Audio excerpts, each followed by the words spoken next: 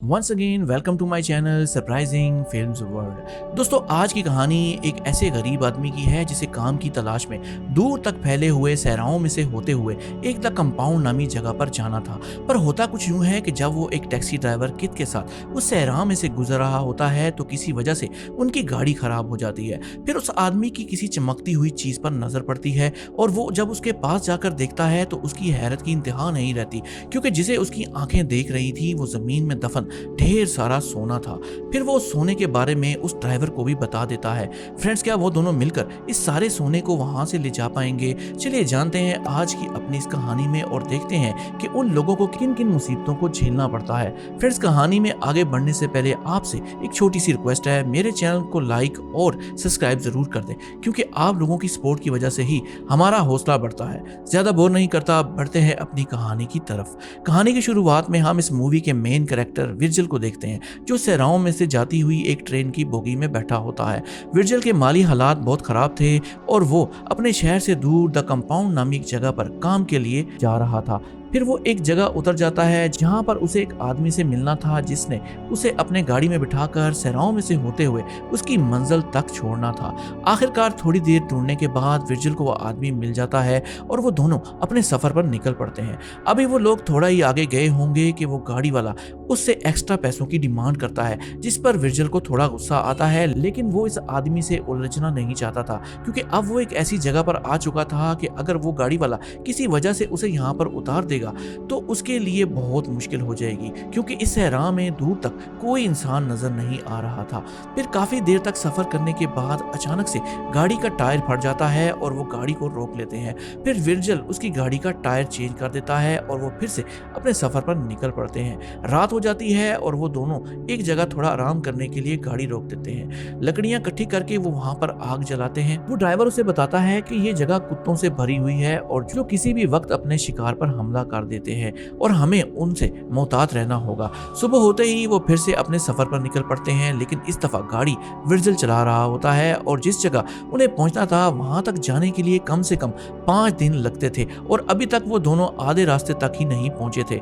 Virgil को गर्मी महसूस हो रही थी और वो इस गाड़ी में लगे एसी को ऑन कर देता है और अचानक से उसकी स्पीड बढ़ा देता है और देखते ही देखते गाड़ी हीटअप होने की वजह से रुक जाती है। जब उस ड्राइवर की आंख खुलती है तो वो विर्जिल पर बहुत गुस्से होता है और उसे डांटना शुरू कर देता है। विर्जिल को भी अपनी गलती का एहसास हो गया था और वो उस आदमी से सॉरी करता है। बहरहाल थोड़ी देर के बाद गाड़ी तो ठीक हो जाती है। फिर अचानक से विर्जिल को एक तरफ कुछ चीज चमकती हुई नजर आती है और वो उसकी तरफ बढ़ने लगता है। थोड़ा आगे जाने के बाद वो देखता है कि जमीन के अंदर कोई चीज दबी हुई है जो उसे दूर से चमकती हुई नजर आई थी। इससे पहले कि वो कंफर्म कर पाता कि आखिर ये क्या है, वो उस ड्राइवर को भी अपने पास बुला लेता है। फिर जब वो ड्राइवर उस चीज को गौर से देखता है तो उसकी आंखों में चमक आ जाती है। फिर वो अपने पास एक चीज से ये कंफर्म करने की कोशिश करता है कि आखिर ये क्या है।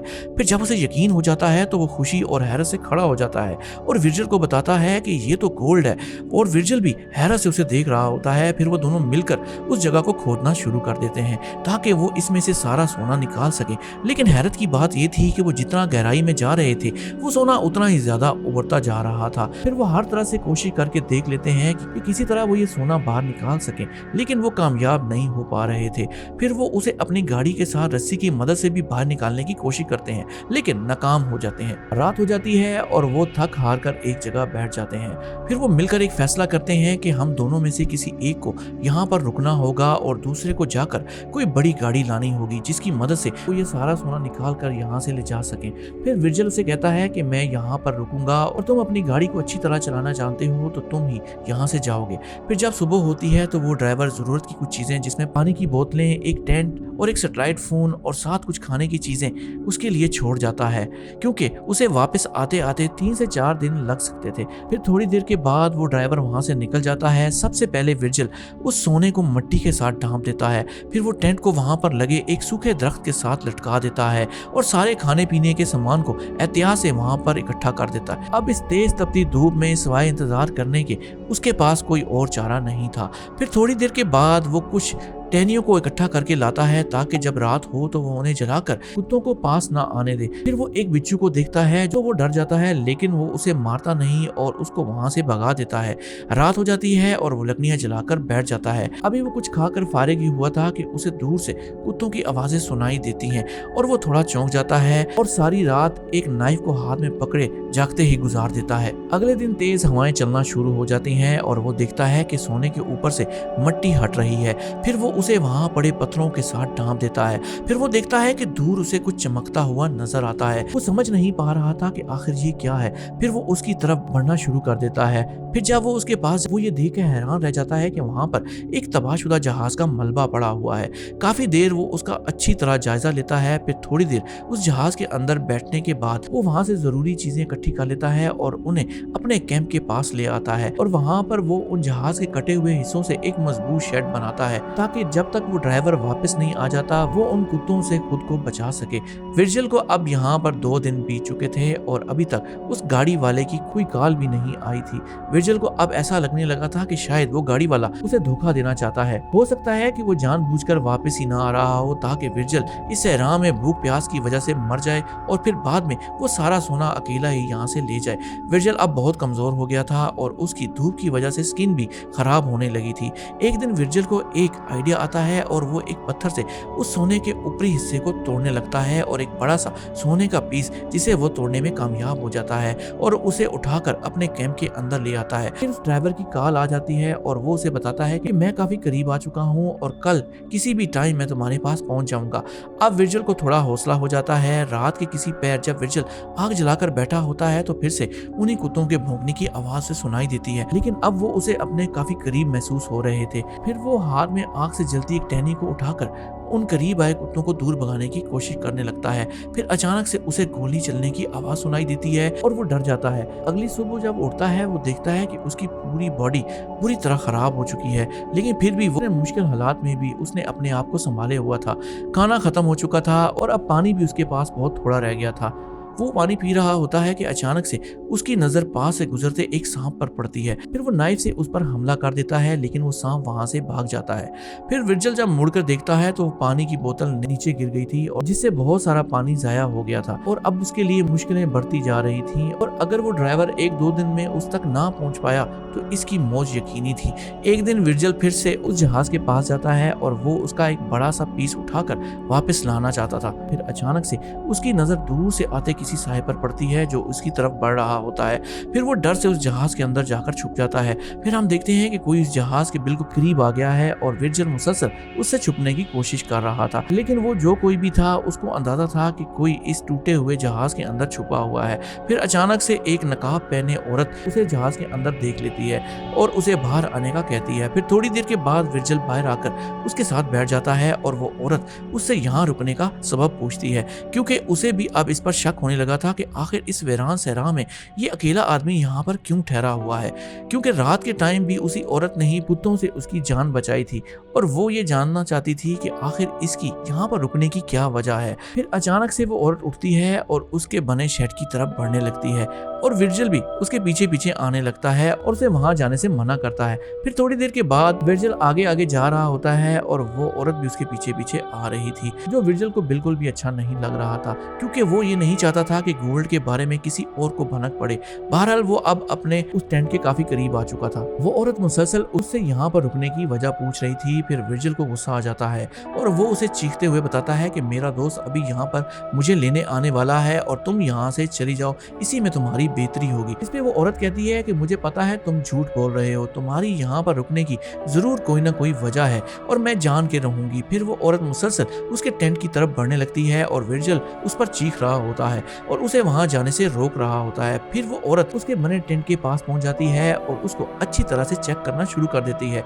दूसरी तरफ विर्जिल को डर था कि कहीं उसे उस सोने का पता ना चल जाए, लेकिन वो औरत बहुत चालाक थी और भांप चुकी थी और वो उसे कहती है कि मुझे पता है यहाँ पे कुछ तो ऐसा है जिसे तुम मुझसे छुपा रहे हो, बेहतर यही होगा कि तुम मुझे सच सच बता दो। फिर वो औरत न जाने क्यों चीखती हुई उसकी तरफ बढ़ने लगती है और विर्जिल सोचे समझे बगैर पास पड़े एक औजार को उसके सर में दे मारता है और उस औरत की वहीं वहीं पर मौत हो जाती है। और अब विर्जिल के डर से होश उड़ जाते हैं। वो उसे मारना नहीं चाहता था, लेकिन अब वो उसके हाथों मर चुकी थी।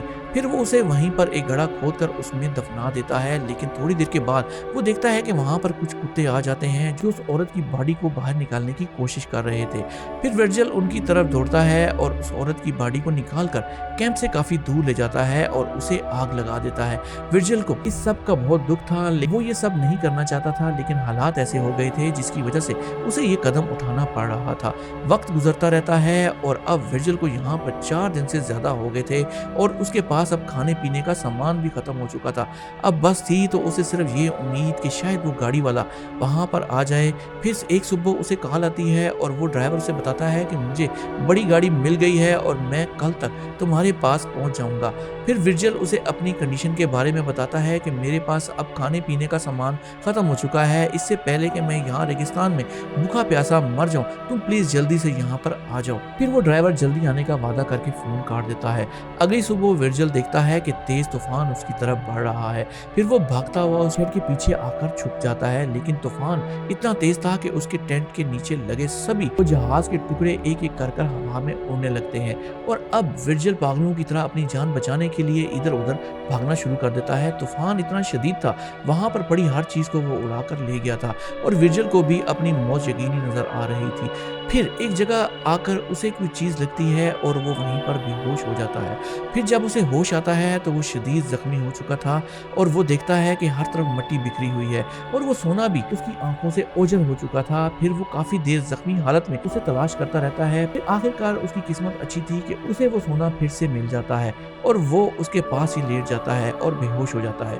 फिर जब उसकी आंख खुलती है वो देखता है कि एक औरत उसके सर के ऊपर खड़ी हुई है। दरअसल ये औरत उसकी बहन थी जिसे विर्जिल ने मार दिया था और वो उसे यहाँ पर ढूंढने आई थी। फिर वो विर्जिल को वहीं पर तड़पता छोड़कर चली जाती है। फिर थोड़ी देर के बाद उस गाड़ी वाले की दोबारा कॉल आती है और फोन कहीं मिट्टी के नीचे दबा हुआ था। बहरहाल विर्जिल वो फोन ढूंढ लेता है और उससे बात करता है और वो गाड़ी वाला ये कंफर्म कर रहा होता है कि वो अभी तक जिंदा है या कि मर गया। लेकिन जब विर्जिल उससे फोन पर बात करता है तो उसे बताता है कि यहाँ पर एक लड़की भी मौजूद है, जिस पर वो गाड़ी वाला उससे ये कंफर्म करता है कि क्या तुमने उसे गोल्ड के बारे में तो नहीं बता दिया। जिस पर विर्जिल कहता है कि नहीं, अभी तक हम दोनों के अलावा उस गोल्ड के बारे में कोई नहीं जानता। फिर वो गाड़ी वाला कहता है कि मैं तुम्हारे बहुत करीब आ चुका हूँ और बस पहुंचने ही वाला हूँ। फिर से वो औरत उसके पास आकर बैठ जाती है और उसे घूरने लगती है और फिर वो उससे अपनी बहन के बारे में पूछती है, जिस पर विर्जिल उसे कहता है कि मैं किसी को भी नहीं जानता और यहाँ पर मेरे अलावा और कोई नहीं है। और ये औरत भी उससे यही सवाल कर रही होती है कि आखिर तुम इस रेगिस्तान में क्या कर रहे हो।